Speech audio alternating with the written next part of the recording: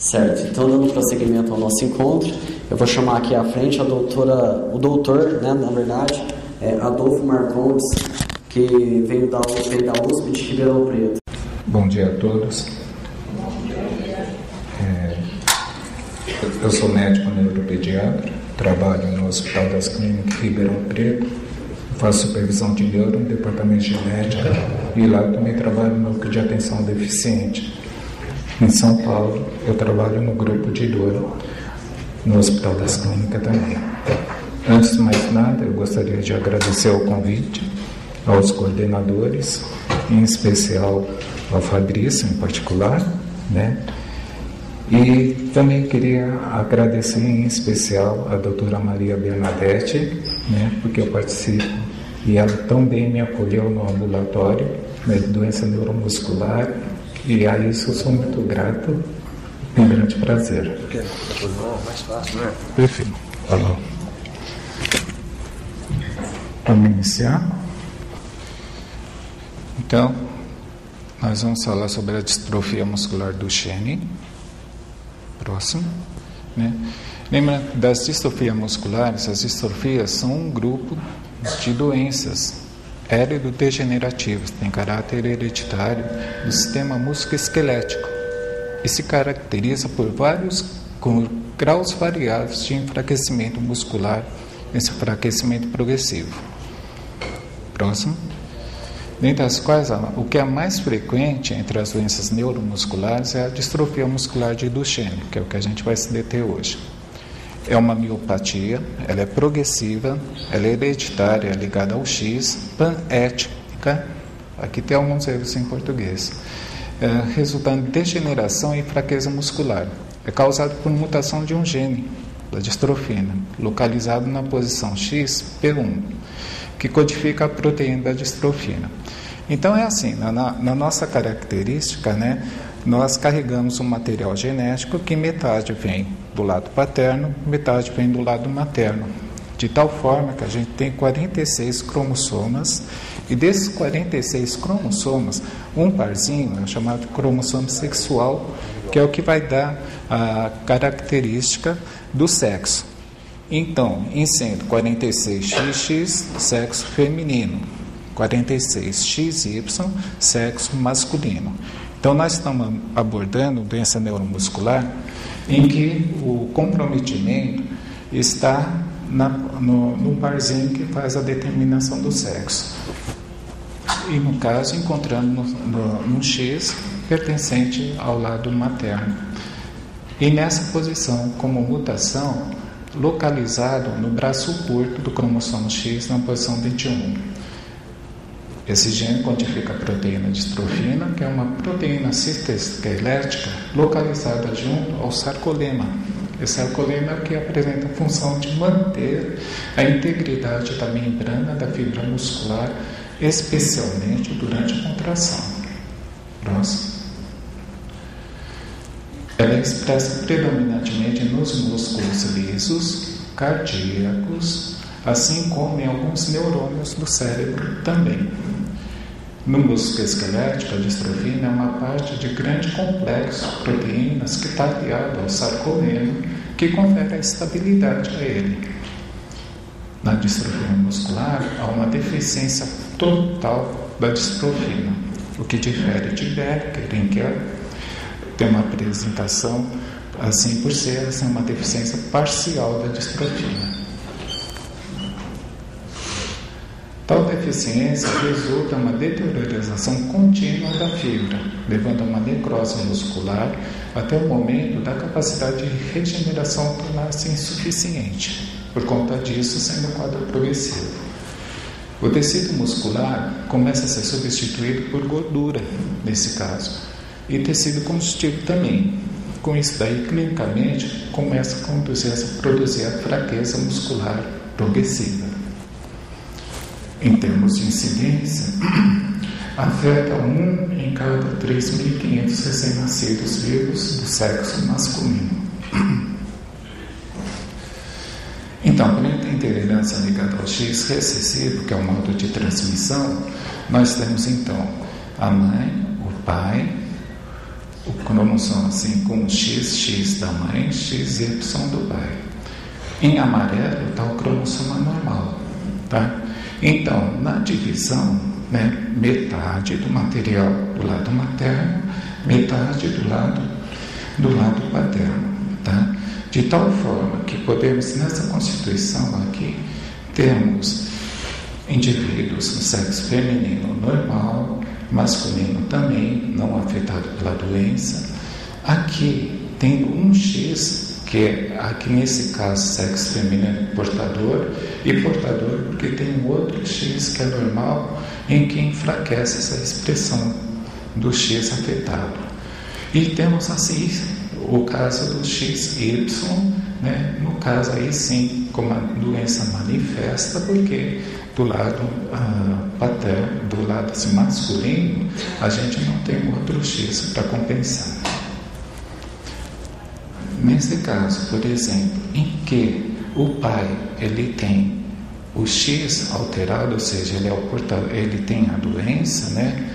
Em se casando com uma mãe que não tenha, o que acontece é que ele vai transmitir esse X, mas nunca transmite a doença diretamente para o filho, mas sim deixando portadores as filhas. Por isso que é chamado de herança ligada ao X recessivo, ou seja, não está presente em toda a passagem, em todas as gerações, e não tem essa característica de passar de pai para filho, mas passa de pai para filhas portadores.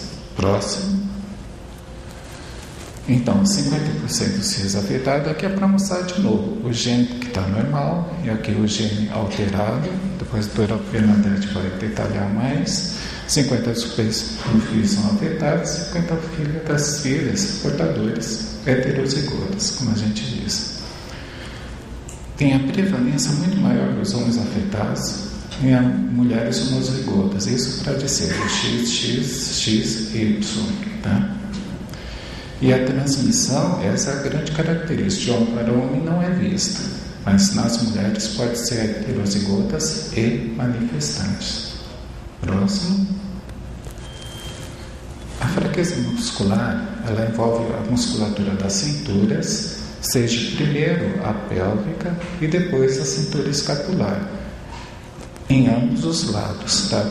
Essa progressão ela só não se dá igual, é primeiro na região pélvica e depois na escapular. E dos ombros, na parte proximal, né? E posteriormente nos meios distais e tronco também. Embora se manifeste ocasionalmente no período neonatal, que estava já presente, né? A hipotonia, o retardo de crescimento e desenvolvimento, os pacientes sexo masculinos, geralmente nessa fase, essa etapa não é muito perceptível. Um discreto atraso, uma discreta hipotonia. Apresentando, sim, anomalias na margem entre os 3 e os 5 anos de idade, que começa a ser mais perceptível.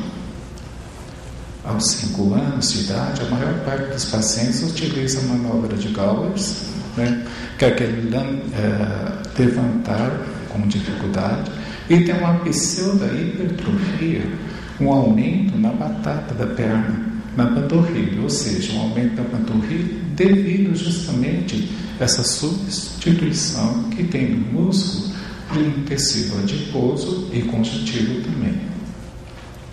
Próximo.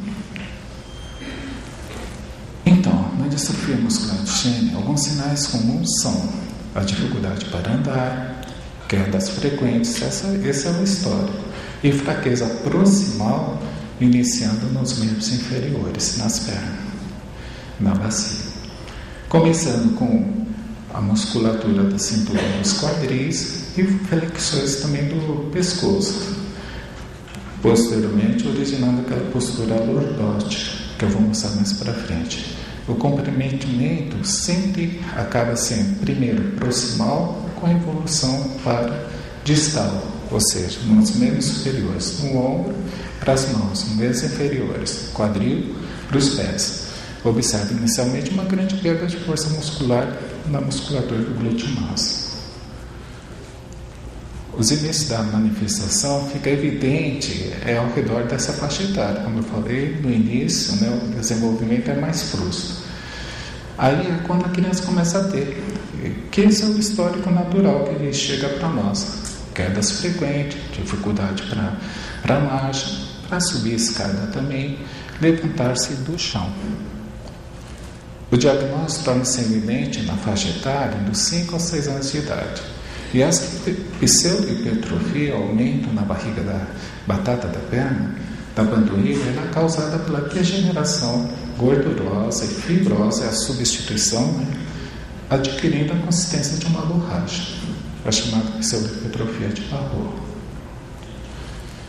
Outros sinais clínicos que são até para meios compensatórios: alargamento da base de apoio durante a marcha, hiperlordose durante o ortostatismo, quer dizer, quando fica de pé, a criança tende a voltar o corpo para trás para tentar compensar, né? E o sinal de Gowers, que é o chamado levantar miopático, que ele é positivo, significando comprometimento da musculatura proximal. Próximo. Então, esse é a manobra de Gowers.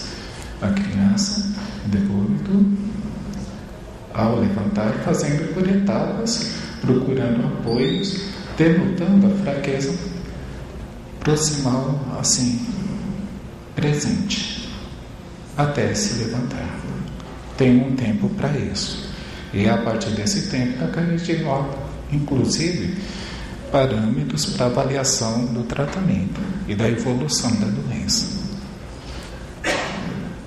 Aqui procurando mostrar a presença de músculo assim, distrófico, em que na arquitetura fica a apresentação meio anárquica.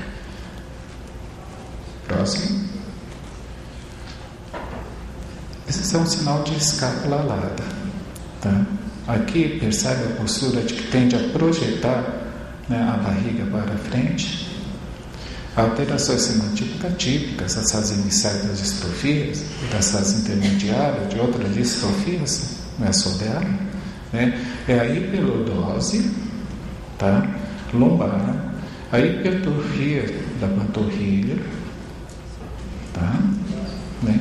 A marcha digitigrada, a marcha anserina, que seria dessa forma, o predomínio proximal da atrofia muscular, percebem? Primeiro comete aqui. Primeiro aqui na cintura, na pélvica, né? Depois, escapular. Região proximal. Posteriormente, distal. Tá? A escápula alada, que é essa projeção, porque existe um afilamento da musculatura torácica também, e a presença de contraturas musculares. Próximo. O grau de enfraquecimento muscular depende muito da idade do paciente, então. Eu comentei de início a manifestação frustra, depois vai evoluindo. A musculatura extensor e flexor do tornozelo e do pé permanece preservada por alguns anos, sendo o tibial posterior, outra musculatura, um dos últimos a perder essa força contrátil. Tal desequilíbrio ocasiona de formar, assim, originar as deformidades nos pés, os chamados pés equinovados, aquele pé mais caído. Próximo. Com a progressão da doença, a perda da deambulação ocorre ao redor dos 7 ou 13 anos de idade. E os reflexos profundos, isso já é um exame neurológico, dos membros superiores se encontra abolido precocemente, assim como o reflexo patelar. Agora, o último reflexo, o aquiliano, que é esse de trás, né, ele permanece por um tempo mais longo. Próximo. Com a evolução entre 7 e 11 anos de idade, as contraturas musculares, né, e as retrações fibrotendíneas tornam-se mais evidentes, sobretudo nas panturrilhas, com retração precoce de tendão do calcâneo e dos músculos flexores da coxa, originando o pé equino. A marcha é francamente digitigrada, que a gente fala que é a marcha anserina, tá? Há uma acentuação da lordose lombar justamente para compensar isso na posição ortostática. E, finalmente, flexão plantar e inversão do pé, acabando exigindo a evolução ao uso de cadeira de rodas. Quando isso acontece, outras contraturas concomitantemente se desenvolvem e rapidamente, tá? Nos bíceps, outros músculos assim, membros superiores, na região do joelho, no pubis, dando retração no joelho, nas musculaturas da coluna, levando à escoliose, a coluna entorta, a coluna começa a se entortar na evolução do tempo. Os ombros são poupados por um tempo mais longo. Isso é importante, porque se a gente está desenhando, né, esse quadro evolutivo, tem muito em que, e é isso que vai se detalhar durante todo o dia, a atuação da parte de fisioterapia, atuação medicamentosa, justamente para evitar justamente essas contraturas, para evitar justamente essas imposturas, tá? E a evolução. Próximo. Aos 12 anos de idade, a maior parte dos pacientes está confinada à cadeira de rodas. E já tem ou já está desenvolvimento de retração muscular. Então aí tem o comprometimento da parte torácica, começa a haver o comprometimento da parte respiratória e a evolução de uma escoliose também. No estágio de escoliose acentuada, observa-se descalcificação. Aí começa a haver a presença de osteoporose, cada vez ficando mais intensa com o evoluir da progressão da doença. De modo que a criança, a partir daí, ela pode fraturar um fêmur, né, ao mínimo trauma. Próximo. E vários fatores interferem nessa época que a criança perde essa capacidade de ambulação. O desenvolvimento das deformidades em membros inferiores, levando a retrações do quadril, do joelho, o aumento excessivo do peso corporal pela obesidade, imobilizações que são prolongadas pelo procedimento cirúrgico que são realizados, ou também pela presença de fraturas ósseas em decorrência da osteoporose, né? E com isso uma evolução apresentando também um quadro de depressão, tá? Aqui novamente tentando mostrar em posição ortostática, né? Olha o alargamento nas pernas, a postura lordótica, tá? Isso para tentar compensar, né? A escápula alada, tá? E aqui a presença da pé, que a gente fala que é o equinovaro, tá certo? Isso decorrente de retrações de articulação. A fisioterapia ajuda muito para evitar essa instalação. E aqui mostrando, aqui, por exemplo, a atrofia que predomina na região proximal. Lembrando que é uma doença evolutiva e que do proximal afeta até a região distal também, de uma maneira simétrica, mas primeiro aqui na região da bacia e depois na escápula. Próximo. Nota aqui o aumento do volume do peso também, isso dificulta mais ainda. Observa aqui é o levantar, assim, naquela manobra de Galvez, que é o levantar miopático. E aqui já a presença da escápula, um pouco de escoliose, atrofia torácica, fisioterapia respiratória vai trabalhar nesse ponto. Próximo. Com a progressão da doença, ocorre o comprometimento dos músculos superiores e da musculatura respiratória. A partir dos 13 anos, o menino que sofre de doença muscular, da distrofia muscular, tem mais dificuldade para se alimentar também. Aí a atuação de fome. Percebe que a distrofia muscular do gênio pede muito a presença de uma equipe multidisciplinar. O peso do braço acaba dificultando os movimentos dos ombros. E, como eu falei anteriormente, essa parte da musculatura proximal do braço, que seja um pouco mais posterior, também deve ser trabalhada, inclusive quando cadeirante. Os movimentos alternativos, como seja a inclinação de tronco para diante, para encontrar a mão, e o emprego de objeto com alavancas para o antebraço acaba se tornando cada vez maior, ou seja, a dificuldade sendo mais progressiva. Próximo. Aqui mostrando já como cadeirante as atrofias, a escoliose bem acentuada, o comprometimento, assim, o afilamento na musculatura torácica, intercostal, dificultando a respiração. Aqui mostrando a pseudohipertrofia, porque não é uma hipertrofia, é uma substituição do tecido muscular por tecido adiposo e fibrose. Tá? Próximo. E lembrando, como o Diniz dizendo a distrofia presente na musculatura esquelética, a sua manifestação também na área cardíaca. A cardiomiopatia também ela é comum e pode levar a arritmias, seja por taquicardia sinusal, uma fibrilação, fronte arterial, distúrbio de condução ou uma insuficiência cardíaca congestiva também.